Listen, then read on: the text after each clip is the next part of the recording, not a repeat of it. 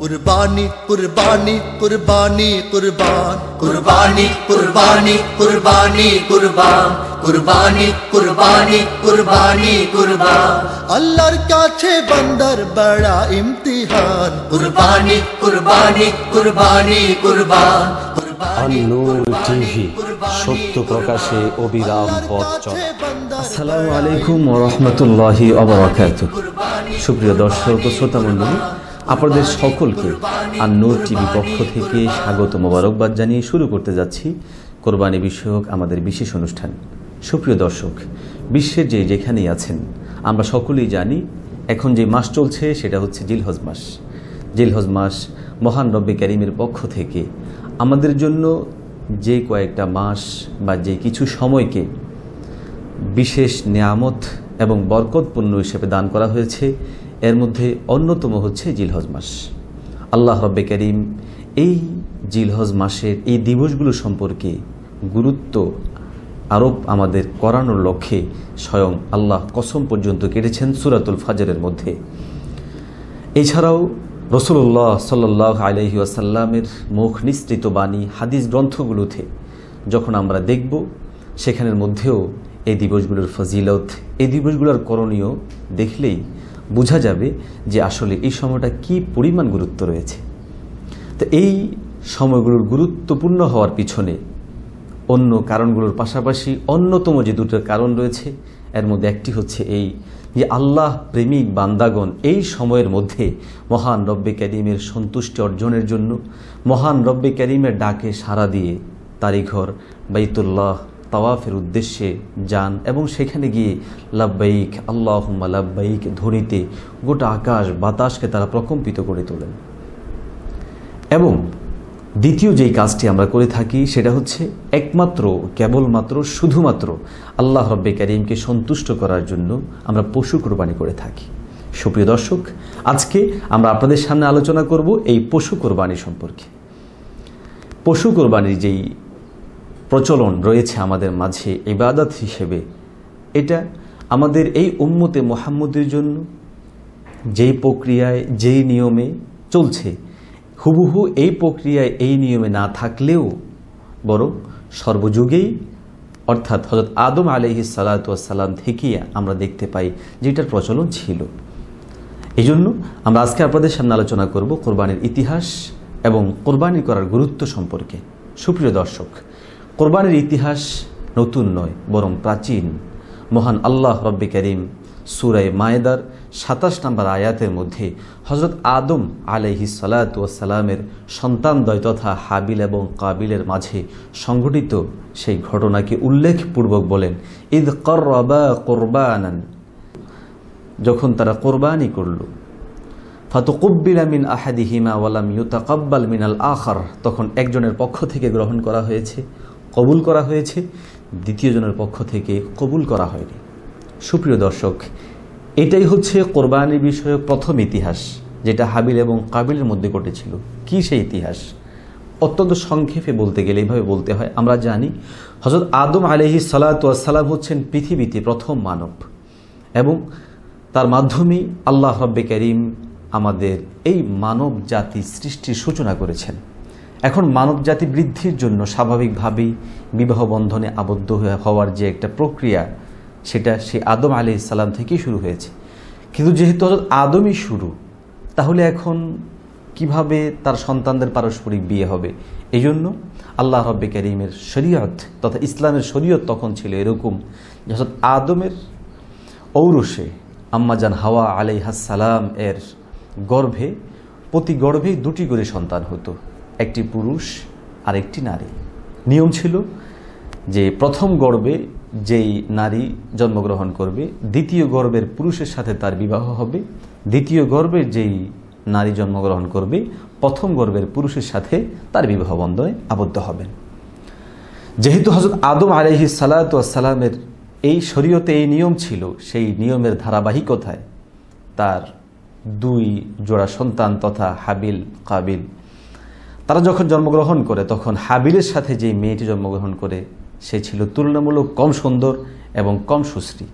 এর বিপরীতে কাবিলের সাথে যেই সন্তান জন্মগ্রহণ করে সে ছিল বেশি সুশ্রী, বেশি সুন্দর। কাবিল সে তার মনের মধ্যে ওয়াসা জাগলো এবং মনের মধ্যে একটি জাগলো যে সে তার সাথে যে মেয়ে জন্মগ্রহণ করেছে সেটাকেই বিয়ে করবে, যেহেতু সেটা সুশ্রী ছিল। হাবিলের সাথে যেটা সেটাকে সে বিয়ে করবে না, সেটা সুন্দর না হওয়ার কারণে। এই জন্য সে যখন প্রস্তাব করে, হযরত আদম আলাইহিস সালাতু ওয়াস সালাম পরিষ্কার ভাষায় বললেন যে দেখো, আল্লাহর পক্ষ থেকে আদেশ তো হচ্ছে ওই রকম যে তুমি তোমার সাথে যেটা জন্মগ্রহণ করেছে তার সাথে নয়, বরং দ্বিতীয়টাকে বিয়ে করবে। এখন যদি তুমি এটাকেই বিয়ে করতে চাও তাহলে একান্ত তোমরা আল্লাহর কাছ থেকে সেটা ফায়সালা নাও, আর সেটার মাধ্যম একটাই হবে, সেটা হচ্ছে তোমরা আল্লাহর জন্য কোরবানি করো। সুপ্রিয় দর্শক, আদম আলাইহিস সালাতু ওয়াস সালামের এই অর্ডারের পর তারা উভয় ভাই কোরবানি করলো। ইতিহাসের মধ্যে বর্ণিত আছে হাবিল সে বিভিন্ন পশু লালন পালন করতেন, এই জন্য পশুর মধ্যে যেটা সবচেয়ে সুন্দর ছিল সেটা সে আল্লাহর জন্য কোরবানি করে। আর কাবিল সে চাষাবাদ করত, সে তার শস্য ইত্যাদিকে কোরবানি করে তথা আল্লাহর জন্য পাহাড়ের উপর রেখে আসে। ওই সময় নিয়ম ছিল বান্দা যখন কোনো কিছু এরকম করত, আসমান থেকে যেটা কবুল হতো সেটাকে এসে ভস্মীভূত করে জ্বালিয়ে দেওয়া হতো। আল্লাহর বড় কুদরত, আল্লাহ রব্বে কারীম হযরত হাবিলের কোরবানি কবুল করলেন এবং সেটাকে জ্বালিয়ে দিয়ে বুঝালেন যে হাবিল এখানের মধ্যে বিজয়ী। কিন্তু কাবিল মানলেন না। তিনি তখন পরিচ্ছন্ন ভাষায় বললেন যে লা আকতুলান্নাকা, আমি তোমাকে হত্যা করব। তখন হযরত হাবিল বললেন যে আল্লাহ রব্বে কারীম মুত্তাকিনদের পক্ষ থেকে গ্রহণ করে থাকেন। হাবিলের এই ভাষ্য আমাদের জন্য শিক্ষার রয়েছে, সেটা হলো এই যে কোরবানির ক্ষেত্রে আমাদের সবচেয়ে গুরুত্বপূর্ণ বিষয় হচ্ছে যে আমরা যেন এখানে আমাদের নিয়তকে খালিজ করি এবং একমাত্র আল্লাহর জন্যই করে থাকি। তো ইতিহাসে এটা হচ্ছে সর্বপ্রথম যেটা হাবিল এবং কাবিলের মধ্যে সংঘটিত হয় এবং সেটা হচ্ছে প্রথম কোরবানি। সূরা মায়েদা 27 নম্বর আয়াত। সুপ্রিয় দর্শক, দ্বিতীয় স্টেপে কোরবানির যে ইতিহাস শুরু হয় সেটা হচ্ছে হযরতে ইব্রাহিম আলাইহিস সালাম এবং ইসমাইল আলাইহিস সালামকে দিয়ে। আমরা সকলেই জানি হযরত ইব্রাহিম আলাইহিস সালাতু ওয়াস সালামের কোনো সন্তান ছিল না, বরং তিনি একেবারে বয়োবৃদ্ধ অবস্থায় যখন পৌঁছে যান, 80 কোঠা পার হয়ে 90-এর দশকে পৌঁছে তিনি আল্লাহর কাছে দোয়া করলেন, রব্বি হাবলি মিনাস সলিহিন, রব্বি হাবলি যুররিয়াতান তাইয়্যিবাতান। মহান রব্বে কারীম সেই দোয়াকে কবুল করে সন্তান দান করলেন হযরত ইসমাইল আলাইহিস সালাতু ওয়াস সালাম। সুপ্রিয় দর্শক, আমরা জানি হযরত ইব্রাহিম আলাইহিস সালাতু ওয়াস সালামকে মহান রব্বে কারীম অনেক অনেক বেশি পরীক্ষা করেছেন। আর সেই পরীক্ষাটা হযরত ইব্রাহিম আলাইহিস সালামকে শেষ করার জন্য নয়, বরং অনেক অনেক ভালোবাসেনের জন্য, আরও কাছে নেওয়ার জন্য করেছিলেন। যেমনটা আল্লাহ রব্বে কারীম সূরা বাকারার 124 নম্বর আয়াতের মধ্যে বলেন, وَإِذِ ابْتَلَى إِبْرَاهِيمَ رَبُّهُ بِكَلِمَاتٍ فَأَتَمَّهُنَّ قَالَ إِنِّي جَاعِلُكَ لِلنَّاسِ إِمَامًا। আল্লাহ সুবহানাহু ওয়া তাআলা নিজ ভাষায় বলেন যে وَإِذِ ابْتَلَى إِبْرَاهِيمَ رَبُّهُ, যখন ইব্রাহিমকে তার রব পরীক্ষা করেছেন, তো ইব্রাহিম আলাইহিস সালাম فَأَتَمَّهُنَّ, তিনি সেই সব পরীক্ষাগুলো তিনি উত্তীর্ণ হয়েছেন। ইব্রাহিম আলাইহিস সালাতু ওয়াস সালাম যেই সন্তানকে আল্লাহর কাছে দোয়া করে এই বয়োবৃদ্ধ অবস্থায় নিয়েছেন, সেই সন্তানকে আল্লাহর আদেশে কিন্তু তিনি রেখে এসেছিলেন সেই মরুভূমিতে, যেখানে কোনো মানুষ ছিল না, পানি ছিল না। একজন বাবা তার সন্তানকে রেখে আসবেন একটি এমন জনপদে যেখানে কোনো মানুষ নেই, যেখানে কোনো পানি নেই, এমন জায়গায় রেখে এসেছেন। কিন্তু কার জন্য রেখেছেন? একমাত্র আল্লাহর সন্তুষ্টির জন্য। এরপর যখন সন্তান সেই পরীক্ষায় তিনি উত্তীর্ণ হলেন, বাড়িতে আসলেন, আসার পরে আবার ওই সন্তানের উপরে আল্লাহ রব্বে কারীম সর্বশেষ পরীক্ষা দিয়ে দিলেন। সেটা ছিল এরকম, আল্লাহ বললেন, হে ইব্রাহিম, আপনি কোরবানি করেন সবচেয়ে প্রিয় জিনিস। ইতিহাসের মধ্যে পাওয়া যায় 1 রাত 2 রাত 3 রাতের পর ইব্রাহিম আলাইহিস সালাতু ওয়াস সালাম নিশ্চিতভাবে এই কথায় উপনীত হলেন যে আমার রব আমার কাছ থেকে পশু কোরবানি চাচ্ছে না, বরং আমার কলিজার টুকরা সন্তান ইসমাইলকেই কোরবানি করতে চাচ্ছেন। এই জন্য তিনি নিজেও প্রস্তুত হলেন, স্ত্রীকে প্রস্তুত করালেন, সন্তানকেও প্রস্তুত করালেন প্রকারান্তরে। অর্থাৎ তার পরিবার পরিজন এমন ছিল যে আল্লাহর জন্য সকলে ফেদা ছিল। এই জন্য ইতিহাসের মধ্যে পাওয়া যায় শয়তান যখন দেখলো যে হযরত ইসমাইল আলাইহিস সালাতু ওয়াস সালামকে নিয়ে হযরত ইব্রাহিম আলাইহিস সালাম চলে যাচ্ছিলেন জবেহ করার জন্য, শয়তান তখন আম্মাজান হাজরার কাছে আসেন, কিন্তু তার কাছে এসে পাত্তাই পেল না। প্রথম যখন বলল কোরবানি দিতে নেওয়া হচ্ছে, জবে করে ফেলবে, তিনি উত্তর দিলেন, বাবা কি ছেলেকে কোরবানি করতে পারে, জবে করতে পারে? তখন সে বলল, হ্যাঁ, যেহেতু রব অর্ডার করেছেন। তখন কিন্তু আম্মাজান বললেন, যদি আমার রব আদেশ করে থাকেন তাহলে ইব্রাহিম আলাইহিস সালাম এখানে করবে, এতে আমার কোনো কথা নেই। হুবহু উত্তর হযরত ইসমাঈল আলাইহিস সালাম দিয়েছেন। এবং হযরত ইব্রাহিম আলাইহিস সালাম যখন হযরত ইসমাঈলকে নিয়ে জবেহের জায়গার মধ্যে পৌঁছলেন, মহান রব্বে কারীমের ভাষায় আল্লাহ রব্বে কারীম সূরা সাফফাতের 102 নম্বর আয়াতের মধ্যে বিষয়গুলো বড় পরিচ্ছন্ন ভাষায় বলেছেন। ইব্রাহিম আলাইহিস সালাম সন্তান ইসমাঈলকে ডাক দিয়ে বলে, হে সন্তান, আমি দেখেছি যে আমি তোমাকে কোরবানি করছি, এক্ষেত্রে তোমার কি রায়? ইসমাঈল আলাইহিস সালাতু ওয়াস সালাম সেই অবস্থার মধ্যে জবাব দিয়েছিলেন, বড় হৃদয়গ্রাহী একটি জবাব। তিনি বলেছিলেন যে, আব্বাজান, ইয়া আবাতি ফাআল মা তু'মার সাতাজিদুনি ইনশাআল্লাহ মিনাস সাবিরিন। যে আব্বাজান, আপনি আল্লাহর পক্ষ থেকে যে আদেশ প্রাপ্ত হয়েছেন, আপনি নিঃসংকোচ নিঃসন্দেহে সেটা করুন, আপনি আমাকে ধৈর্যশীলদের অন্তর্ভুক্ত পাবেন। সুপ্রিয় দর্শক, শুধু তাই নয়, তাফসীরের কিতাবগুলোর মধ্যে লেখে হযরত ইসমাঈল আলাইহিস সালাতু ওয়াস সালাম ইব্রাহিম আলাইহিস সালাতু ওয়াস সালামকে ডেকে বলেছিলেন, আব্বাজান, আপনি শুধু আমাকে কোরবানি করবেন এতটুকু আমি সন্তুষ্ট চিত্তে মেনে নিচ্ছি, এটাই নয়, বরং আব্বাজান, আপনি আমাকে কোরবানি করার সময় কয়েকটা জিনিস লক্ষ্য করুন। নাম্বার 1, আমার পোশাক আমার আম্মাজানকে দিবেন, যেন আমার আম্মাজান আমার সেই পোশাকগুলোকে দেখে কিছুটা হলেও তার চোখ প্রশান্ত হয়, আত্মা যেন ঠান্ডা হয়। দ্বিতীয় নাম্বার হলো, আব্বাজান, আপনি আমাকে কোরবানি করার সময় আমার চেহারাগুলো উপরের দিকে না রেখে বরং নিচের দিকে দিয়ে কোরবানি করবেন। কেননা আব্বাজান, আমি জানি আমি আপনার কাছে অনেক প্রিয় একটি সন্তান।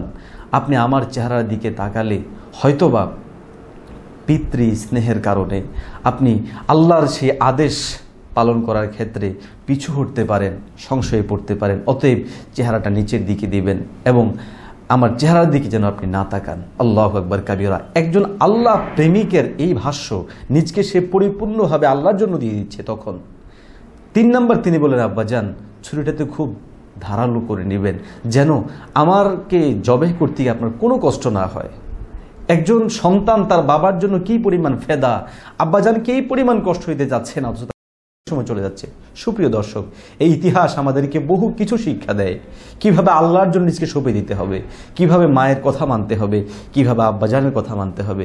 মহান রবের এই পরীক্ষা যখন হযরত ইসমাঈল আলাইহিস সালাম দিলেন, আল্লাহ রব্বে কারীম সূরা সাফফাতের 103 থেকে নিয়ে 9 নম্বর আয়াত পর্যন্ত পুরা ঘটনা বয়ান করে বলেন যে ইব্রাহিম আলাইহিস সালাম যখন এই জবের কাজ পরিপূর্ণ শুরু করে, ফালাম্মা আসলামা ওয়া তাল্লাহু লিল জাবিন ওয়া নাদাইনাহু আইয়া ইব্রাহিম قد صدقت الرؤيا إنا كذلك نجزي المحسنين إن هذا لهو البلاء المبين। আল্লাহ রব্বে কারীম বলেন, যখন বাবা এবং পুত্র তার একমাত্র আল্লাহর জন্য নিজেদেরকে সঁপে দিল, তখন আল্লাহ রব্বে কারীম আসমান থেকে ডাক দিয়ে বললেন যে, ইব্রাহিম, অফ করো, তুমি পরীক্ষা উত্তীর্ণ হয়েছ, আমি এভাবেই পরীক্ষা করি, এইভাবেই যাজা দিই। আল্লাহ রব্বে কারীম অন্য আয়াতের মধ্যে বড় পরিচ্ছন্ন ভাষায় সেই যাজা সম্পর্কে আলোচনা করেছেন। সেটা ছিল এই যে আসমান থেকে আল্লাহ রব্বে কারীম পশু পাঠিয়ে দিয়েছেন এবং তাদের এই কোরবানির জন্য ফয়সালা করে দিয়েছেন।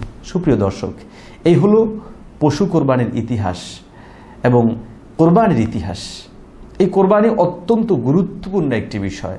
আমাদের প্রিয় নবী সাল্লাল্লাহু আলাইহি ওয়াসাল্লামের জীবনী সম্পর্কে কার না জানা আছে। আম্মাজান আয়েশা রাদিয়াল্লাহু তাআলা আনহার ভাগিনা উরওয়া রাদিয়াল্লাহু তাআলা আনহুর সাথে আম্মাজান আয়েশার ঘটনা বর্ণিত হয়েছে বুখারী শরীফের 2 নম্বর খণ্ডে। উরওয়াকে আম্মাজান আয়েশা রাদিয়াল্লাহু তাআলা আনহা বলেন, ভাগিনা, জানো কি প্রিয় নবীজির পরিবারের অবস্থা কেমন ছিল? উরওয়া বলেন, কেমন ছিল বলো? তখন তিনি বললেন, প্রিয় নবীজির পরিবারের অবস্থা এমন গেছে যে একটি চন্দ্রমাস পরিবারের চুলুগুলোর মধ্যে কোনোদিন আগুন জ্বলেনি, দ্বিতীয় চন্দ্রমাস আগুন জ্বলেনি, এমনকি তৃতীয় চন্দ্রমাসেরও কিছু অংশ এমন গেছে যে আল্লাহর নবী সাল্লাল্লাহু আলাইহি ওয়াসাল্লামের পরিবারের মধ্যে আগুন জ্বলেনি। উরওয়া প্রশ্ন করলেন, তাহলে কি অবস্থা আপনাদের দিবস কেটেছে, কিভাবে আপনারা কাটিয়েছেন সময়গুলো? তখন আম্মাজান আয়েশা রাদিয়াল্লাহু তাআলা আনহা বললেন, পানি এবং খেজুর দিয়ে আমাদের সময় কেটেছে। সুপ্রিয় দর্শক, এই ছিল নবীজির অবস্থা। শুধু তাই না, বরং আম্মাজান আয়েশা রাদিয়াল্লাহু তাআলা আনহা তার ভাই মাসরুকের সাথে আলোচনা করতে গিয়ে একবার তিনি বলেন যে, প্রিয় ভাই, জানো, যখন খাবারের কোনো পাত্র এমন আসে যে পরিপূর্ণভাবে খাওয়ার মতো, তখন আমার চোখ দিয়ে পানি আমি আর ধরে রাখতে পারি না। কেননা প্রিয় নবী সাল্লাল্লাহু আলাইহি সাল্লাম জীবিত অবস্থায় কোনো দিন পেট ভরে খানা খেয়েছেন বলে আমার জানা নেই। সুপ্রিয় দর্শক, এই ছিল প্রিয় নবীজির জীবনের অবস্থা। অথচ রাসূলুল্লাহ সাল্লাল্লাহু আলাইহি ওয়াসাল্লাম দীর্ঘ 10 বছর মদিনাতে ছিলেন, কোনো দিন তিনি কোরবানি ছাড়া ছিলেন না। এমনকি হজের যে বছর নবীজি হজ করতে যান, ইতিহাসের মধ্যে পরিষ্কার রয়েছে, হাদিসের মধ্যে রয়েছে, রাসূলুল্লাহ সাল্লাল্লাহু আলাইহি সাল্লাম 100 উট নিজে কোরবানি করেছেন। পৃথিবীর ইতিহাসে কোটি কোটি টাকার মালিকরা পর্যন্ত ইতিহাস স্থাপন করতে পারেনি প্রিয় নবীজি এত দরিদ্র অবস্থা জীবন কাটানোর পর যেটা করেছেন। যেটা কেন? একমাত্র আল্লাহর জন্য কোরবানি করার গুরুত্ব আমাদের সামনে তুলে ধরার জন্য, এবং সত্যিকার অর্থে এটা এত গুরুত্ব রাখে। সুপ্রিয় দর্শক, তাই আসুন আমরা সকলেই অর্থের মায়া ত্যাগ করে আল্লাহর মায়া নিজেদের অন্তরের মধ্যে ধারণ করে, আমাদের প্রিয় নবীজির মায়া ধারণ করে, হযরত ইব্রাহিম আলাইহিস সালামের সেই ত্যাগকে স্মরণ করে আমরা এই সামান্য অর্থ দিয়ে ব্যয় করে আমরা পশু কিনব, এবং সবচেয়ে সুন্দর পশু কিনব। আল্লাহ সুবহানাহু ওয়া তাআলা কোরবানি করার মাধ্যমে আল্লাহর সন্তুষ্টি অর্জন করার তৌফিক দান করুক। আমিন। ওয়া আখিরু দাওয়ানা আনিল হামদুলিল্লাহি রাব্বিল আলামিন।